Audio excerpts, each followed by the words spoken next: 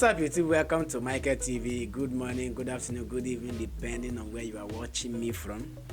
Today we are going to be listening to Dr. Zakir Naik gets angry over Muslim lady in Qatar. I don't know what could have triggered this anger by Dr. Zakir Naik. Let's watch and see. Assalamu alaikum wa rahmatullahi wa barakatuh. Assalamu alaikum. Brother, I went through your speech about the second marriage by man. Men are very much fond of having more than one marriage, and Islam do allow them for that. Even for that, they don't need a permission from their first wife, second wife, in case they are going for third or fourth. My question to you is that there is less patience among the female side, and the social circumstances where there is very hard to lead one family when the person wants to go for 2, 3, when they know they can't have justice with them.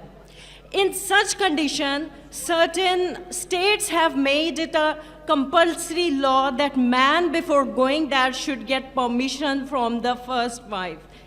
Still, do you say that avoiding the social circumstances or corruption among the relation where man mostly disowns the second or third wife, or they divorce them just for the social pressures or family pressures afterwards, do you still say that they don't need a permission? Or if they do, in such circumstances, should such laws of state be religiously followed or not? Sister asked the question that most of the men, they love having second wife. She did a survey, I think. Huh? I'm a victim to this. Sorry? I'm a victim to this. No, if you're a victim, you cannot put all the men in the same bracket. If you are a victim to certain things, you cannot say most of the men. You can say some men, no problem. Correct? So if you are a victim to certain things, you cannot put all the men in the same bracket. Okay, anyway, coming to your question, that men, when they want to marry a second wife, they don't have to take permission because Allah has given them permission in the Quran, but certain states have said that it should be compulsory to take permission. What is my view? In Islam, Allah says in the Quran in Surah Nisa, chapter number 4, verse number 3, marry women of your choice in 2s, 3s or 4s. But if you can't do justice, marry only one. This statement, marry only one, is only given in the Quran and no other scripture. If you can't do justice, you have to marry only one. That means Quran gives permission for a man to have 2, 3 or 4 wives, but they can't do justice, marry only one. In Islam, under normal circumstances, a husband need not take the permission of the wife before marrying a second wife. But in Islam, marriage, nikah, is a sacred covenant. During nikah, a would-be wife can put any condition which is permitted by the Sharia to the husband. Similarly, the husband can put any condition which is permitted by the Sharia. That means if a woman marries a man, she can put the clause that I will only marry you under condition that you do not take a second wife. Now, because marrying more than one wife is not compulsory in Islam, she can put a clause saying that I will only marry you if you do not take a second wife. She has the option. If women don't put the clause, who's to blame? Sister, did you put that clause in your marriage nikahnaama? Basically, Sister, I am asking you, please, your questions are so long, you're so emotional. Yes or no, did you put a clause in your nikahnaama before marrying that my husband should not take a second wife? it was already cut when the nikahnaama came to me, because this is what is a common tradition. I'm asking you a simple question, yes or no.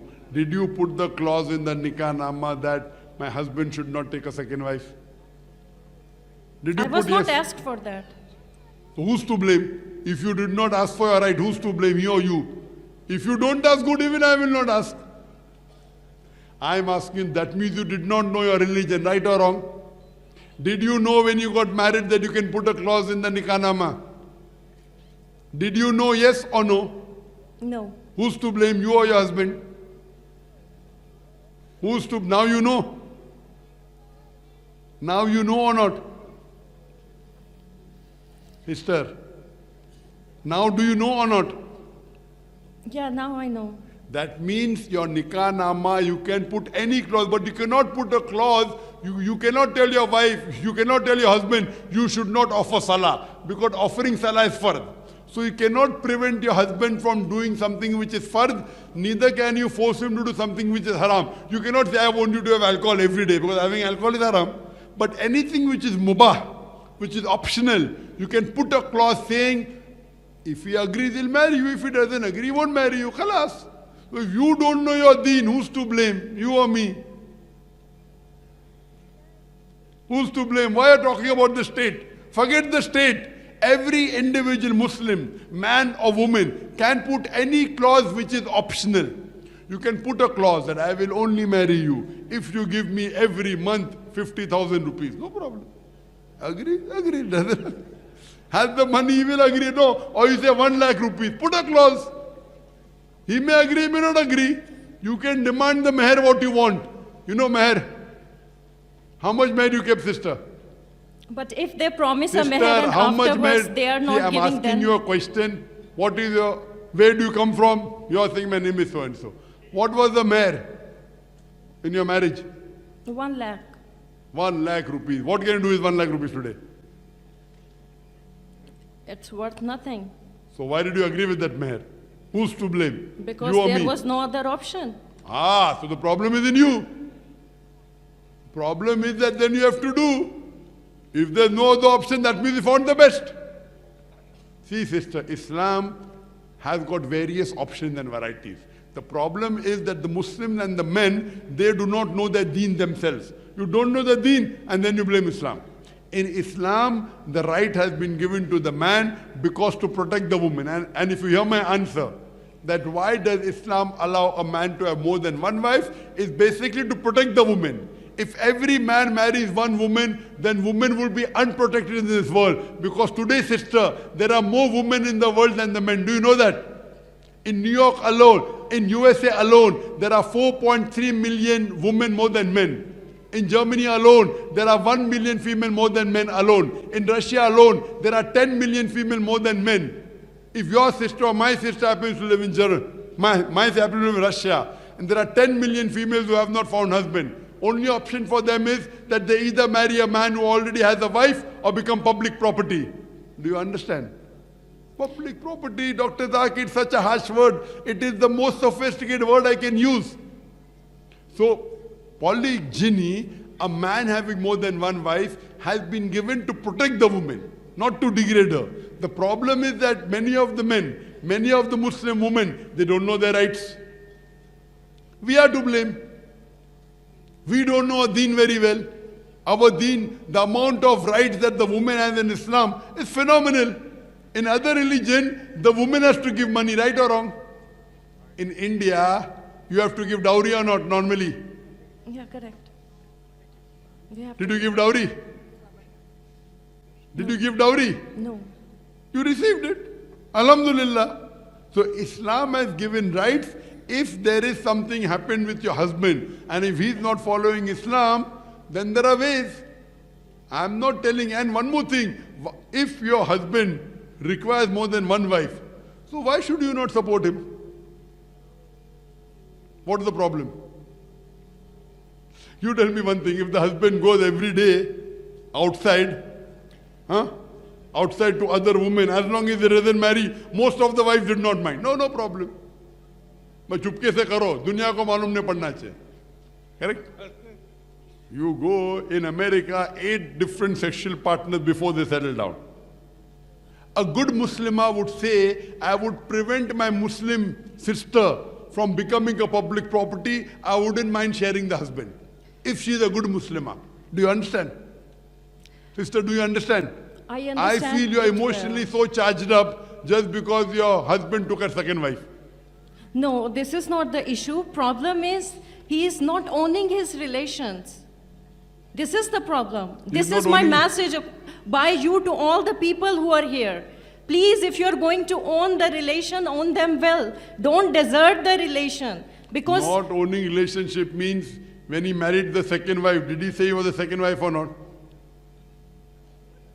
But if he leaves you without giving you a word, you don't know where he is not giving you your pocket money, he is not knowing you in what conditions you are then. Sister, all this doesn't carry weight because I cannot give a judgment without hearing the other side. Whatever much you criticize your husband, point number one, a good Muslimah will not criticize the husband in public. Do you understand? Public don't know me, Allah public says in the don't know the Quran, person. Inna Allah ma sabirin. Verily, Allah is with those who, even if my wife, however bad she is, I will, mashallah, she's very good. Mashallah, she's the best wife in the world. But even if my wife was the worst wife, I would never criticize her because I want to go to Jannah. Our beloved Prophet Muhammad sallallahu alaihi wasallam said, the best Muslim is that who's the best to his family, including the wife. Now, if your husband hypothetically is not good, you be good to him, khalas. He should say, how much am I torturing my wife, yet she's praising me. His heart should melt. Irrespective the heart does not melt, you will go to Jannah. Do you know that, sister? You are losing your Jannah, sister. My advice from a brother to you is you are losing your Jannah by criticizing your husband in public. Do you understand, sister? But you're not understanding my question. I don't have to understand you, sister. Because I, as a person, cannot give judgment without hearing him. He's not present here. It is ghibah. It is ghibat. My advice to you is that, sister, forget about ghibat. Forgive, you will go to Jannah, inshallah. Hope that answers the question. This kind of made me emotional listening to the woman.